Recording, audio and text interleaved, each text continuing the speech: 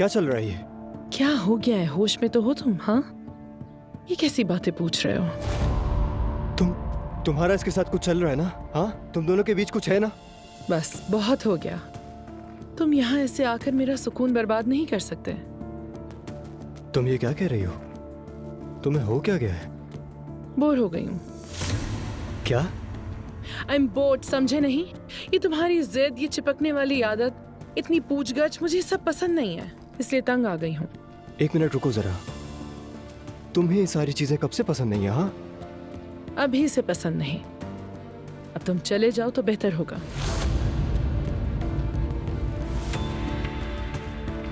उसकी वजह से ना? हाँ, उसी की वजह से मैं इसको... रुको रुको, बस कर दो। क्या हो गया है तुम्हें? होश में आओ। मैं थे थोड़ा सा वक्त क्या गुजार लिया तुम्हारे साथ? तुम्हारी बीवी बन गई क्या? तुम चले जाओ वरना सिक्योरिटी को बुला लूंगी मैं। और एक बात याद रखना, दोबारा फोन मत करना मुझे। मैंने तुम्हारे लिए जो कुछ किया वो